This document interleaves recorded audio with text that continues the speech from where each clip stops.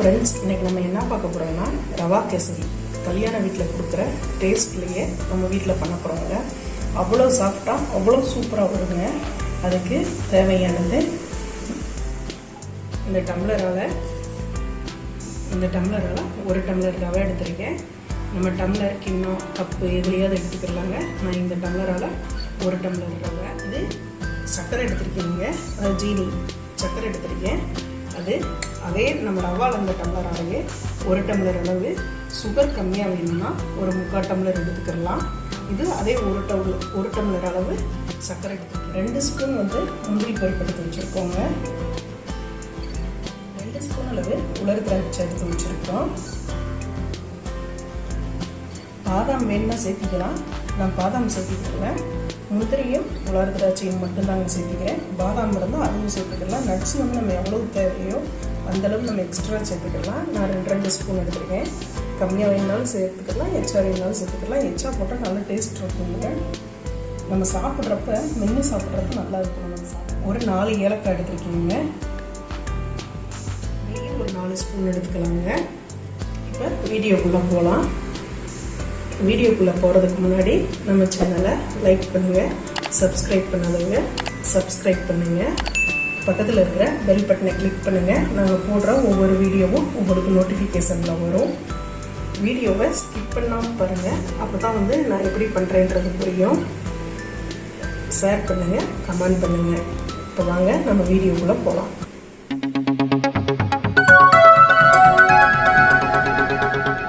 First இந்த 4 ஏலக்காயை போட்டுக்கலாங்க ஜாரில். இது ஏலக்காய் பிச்சு போட்டோம்னா குழந்தைங்கள்லாம் எடுத்து சாப்பிட்றதுக்கு ஒரு மாதிரி இது பண்ணுவாங்க. இப்படி அடிச்சிட்டோம்னா நல்லா வாசமாக இருக்கும். நம்ம சர்க்கரை எடுத்து வச்சுருந்தோம் இல்லைங்க, அதில் ஒரு 4 ஸ்பூன் அளவு எடுத்துக்கலாம். எடுத்து இதை மிக்சியில் போட்டு நல்லா பொடிச்சு எடுத்துக்கலாம். சும்மா ஒரு 4 ஸ்பூன் அளவு தாங்க இப்போ பொடிச்சிட்டுக்காங்க. இப்போ நம்ம அந்த 4 ஸ்பூன் சர்க்கரையும் ஏலக்காயும் நல்லா அடித்து எடுத்துட்டோங்க.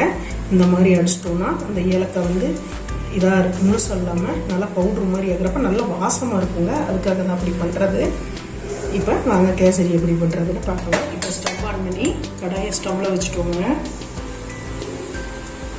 இப்போ ஒரு 2 ஸ்பூன் அளவு நெய் சேர்த்திக்கிடலாம். நெய் நல்லா காயட்டும். நம்ம எடுத்து வச்சுருக்கிற 2 டேபிள் ஸ்பூன் முந்திரி சேர்த்துக்கிடலாம். முந்திரி பொன்னிறமாக வந்ததுக்கப்புறம் திராட்சையை சேர்க்கலாம். திராட்சை சீக்கிரம் வறுபட்டுரும்.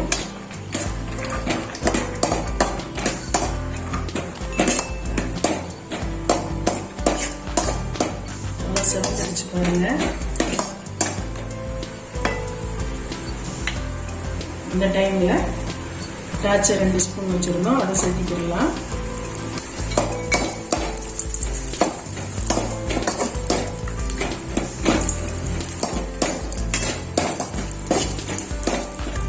இப்போ நல்லா பொரிச்சு வந்துருச்சு. இப்போ நம்ம இந்த முந்திரி திராட்சையை ஒரு தட்டில் எடுத்துக்கலாம். எடுத்துட்டோம். அடுப்பை லோ ஃப்ளேமில் வச்சுட்டு அதே கடாயில் நம்ம எடுத்து வச்சிருந்த 1 டம்ளர் ரவையை கொஞ்சமாக போட்டுக்கலாம். போட்டு அப்படியே நல்லா போட்டு விட்டு அடுப்பை லோ ஃப்ளேம்லேயே வச்சுக்கணுங்க. சிம்மில் வச்சு ரவை நல்லா சூடாகிற அளவுக்கு வறுத்துக்கணும். கறிக்கீரக்கூடாது. அடுப்பை கூட்டி வச்சோம்னா கருவும். அதுக்காகத்தான் சிம்மில் வச்சு வறுக்கிறோம்.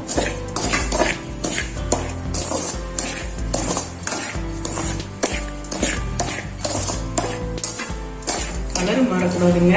கலர் மாறாத அளவுக்கு நம்ம வறுத்துக்கணும். நல்லா வாசம் வந்தால் போதுங்க. நல்லா வாசம் வந்துருச்சு. நம்ம வெயிலேயே வறுக்கிறதுனால அந்த வாசம் அவ்வளோ சூப்பராக இருக்குங்க. நல்லா சூடாயிருச்சு. இப்போ நம்ம இதை ஒரு தட்டில் மாற்றிக்கலாம். இப்போ ரவையை நம்ம எடுத்துட்டோங்க. எடுத்துட்டு நம்ம ரவை எந்த டம்ளரால் எடுத்தோமோ அதே டம்ளரால் 1 டம்ளர் ரவைக்கு 3 டம்ளர் 3 to 3.5 டம்ளர் தண்ணி சேர்த்துக்கலாம். அப்போ தான் நமக்கு சாஃப்டாக நல்லா கல்யாண வீட்டில் கொடுக்குற கேசரி மாதிரியே இருக்குங்க. ஹோட்டல்லாம் வாங்குறோம்ல அந்த மாதிரி இருக்கும். அதுக்காக நான் ஒரு 3.5 டம்ளர் எடுத்துக்கிறேன். எவ்வளோ நேரம் ஆனாலும் அப்போ தான் செஞ்ச மாதிரி இருக்கும். ஒரு 3 டம்ளர் எடுத்தோம்னா இல்லை 2 டம்ளர் எடுத்தோம்னா சீக்கிரம் இருக்க முடியுங்க. அதுக்காக தான் 3.5 டம்ளர் எடுத்துருக்கோம். இப்போ தண்ணி நல்லா காஞ்சி வரட்டும். இப்போ கேசரி பவுடர் வந்து இது ஆப்ஷன் தாங்க, வேணும்னா சேர்த்திக்கலாம், வேணாம்னா விட்டுறலாம். நான் லைட்டாக கொஞ்சமாக சேர்த்திக்கிறேன். இது விருப்பத்துக்கு சேர்த்துக்கிறது ஆப்ஷன் தான், வேணாங்கிறது விட்டுறலாங்க. இப்போ அது நல்லா கொதிச்சு வரட்டும். தண்ணி லைட்டாக கலந்து விட்டுக்கலாம். இப்போ தண்ணி பாருங்க கொதிக்கிற ஸ்டேஜ் ஆயிடுச்சு. ஆனால் இந்த டைம் போட்டுறக்கூடாது, இன்னும் நல்லா கொதி வரட்டும்.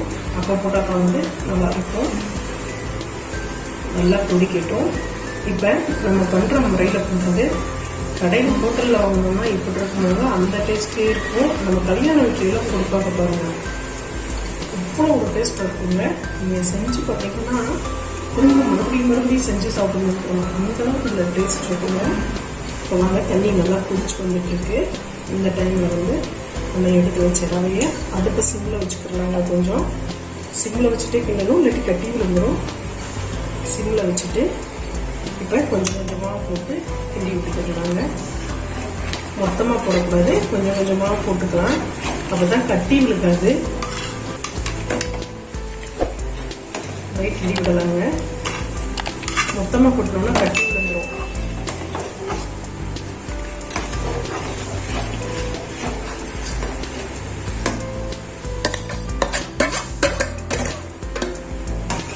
அவ்வளோதாங்க. ப்ளேஸ் சிம்லேயே வச்சு கொஞ்சம் நேரம் கிண்டலாம். அப்போ தான் நல்லா வெந்து வரும். பாருங்க கட்டி இல்லாமல் வருது பாருங்க. அதுக்காகத்தான் சிம்மில் வச்சுட்டு கொஞ்சம் கொஞ்சமாக போட்டு கிண்டணும். நம்ம மொத்தமாக ஒரே டைம் சேர்த்தோம்னா கட்டி ஆயிடும்.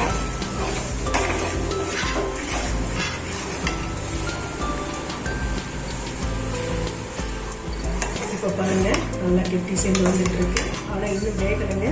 இப்படி வெள்ளை வெள்ளையாக இருக்குன்னா வேகலைன்னு அர்த்தம்.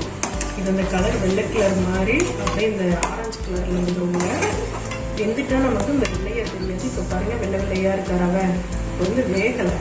நல்லா அப்படியே கிண்டிகிட்டே இருப்போம்.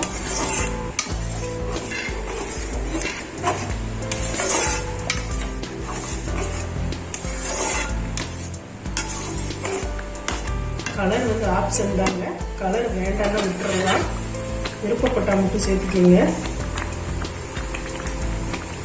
ரவை சேர்த்த உடனே அடுப்பு சிம்மில் வச்சுட்டே கிண்டிட்டு இருக்கணுங்க. அப்போ தான் நம்ம கரெக்டாக பக்குவம் வரும். இப்போ பாருங்க ஒரு டம்ளருக்கு 3.5 டம்ளர் தண்ணி வச்சோம். ஆனால் கரெக்டாக வந்துட்டு இருக்கு பாருங்க. நெல்லிக்கலாக நல்லா சாஃப்டாக இருக்குங்க. இருக்க மாட்டாங்க எவ்வளோ நேரம் ஆனாலும். அதுக்காகத்தான் தண்ணி நம்ம எக்ஸ்ட்ரா சேர்த்துக்கிறோம். நல்லா அப்படியே கிண்டி விட்டுக்கலாங்க. அடுப்பு மட்டும் லோ ஃப்ளேம்லேயே வச்சு பண்ணணும். ரவை சேர்க்க ஆரம்பிச்சிட்டோம்னாலே லோ ஃப்ளேமில் வச்சுக்கிறோம். நமக்கு ரவை நல்லா வெந்துருச்சுங்க. இந்த டைமில் நம்ம சர்க்கரையை சேர்த்திக்கிடலாம். ரவை வேகாமல் சர்க்கரையை சேர்த்திக்கிட்டோம்னா சீக்கிரம் சேர்த்தோம்னா ரவை வந்து ஒரு மாதிரி இருக்குங்க. அந்த டேஸ்ட் நமக்கு கிடைக்காது. நல்லா வெந்ததுக்கப்புறம் தான் சேர்க்கணும். இது பொடிச்சு வச்சது, அதனால் ஃபஸ்ட்டு இதை சேர்த்துக்கிட்டுதான். இது ஏலக்காய்க்காக தாங்க அப்படி பொடிச்சிருக்கு. ஏலக்காய் பவுட்ரு இருந்தால் அப்படி பொடிக்கணும்னே இல்லை. பவுடரை போட்டு சர்க்கரையை சேர்த்துக்கிடலாம். என் ஏலக்காய் பவுட்ரு இல்லை, அதனால தான் அப்படி போட்டு பொடிச்சுக்கிட்டேன். அதை சர்க்கரையை சேர்த்துக்கிடலாங்க. சேர்த்து நல்லா கிளறி விட்டுடலாம்.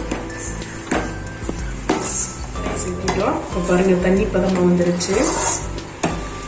அப்படியே கொஞ்சம் நேரம் நல்லா கிளறி விட்டுக்கலாம்.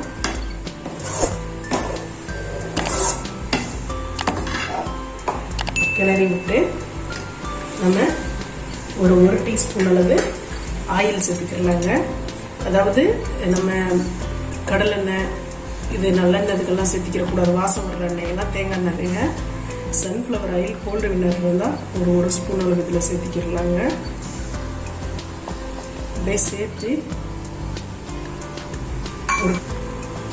ஒரு கலரு இப்போ கிளறிட்டு அடுத்ததான் நம்ம 2 ஸ்பூன் நெய் இருந்துச்சு, அதை சேர்த்திக்கிறலாம். அடுத்து நம்ம நெய் 2 ஸ்பூன் அளவு இருந்துச்சுங்க. நம்ம முந்திரி திராட்சையெல்லாம் வறுத்ததுக்கு மிச்சம் அதை அப்படியே சேர்த்துக்கலாம். நெய் எக்ஸ்ட்ரா வேணா சேர்த்திக்கிறலாம், திகட்டும். அதுக்காக தான் 2 ஸ்பூன் மட்டும் சேர்த்துக்கிறேன். சேர்த்திட்டு நல்லா கிளறி விட்டுக்கலாம், கலந்து விட்டுறலாம்.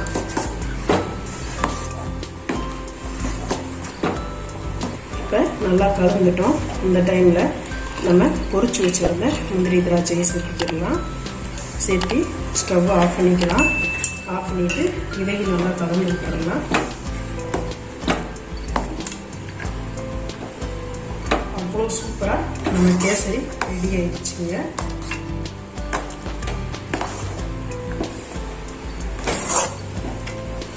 சூப்பராக நம்ம கேசரி ரெடி ஆயிடுச்சு. இப்போ நான் ஒரு பவுலில் மாற்றிக்கிறேன். நம்ம சேனலை லைக் பண்ணுங்கள், சப்ஸ்கிரைப் பண்ணுங்க, சப்ஸ்கிரைப் பண்ணுங்கள், பக்கத்தில் இருக்கிற பெல் பட்டனை கிளிக் பண்ணுங்கள். நாங்கள் போடுற ஒவ்வொரு வீடியோவும் உங்களுக்கு நோட்டிஃபிகேஷனில் வரும். வீடியோவை ஸ்கிப் பண்ணாமல் பாருங்கள், அப்போ தான் நாங்கள் எப்படி பண்ணுறோன்றது தெரியும். Thank you friends. இப்போ ஒரு பவுலில் மாற்றிட்டு உங்களுக்கு காமிக்கிறேன்.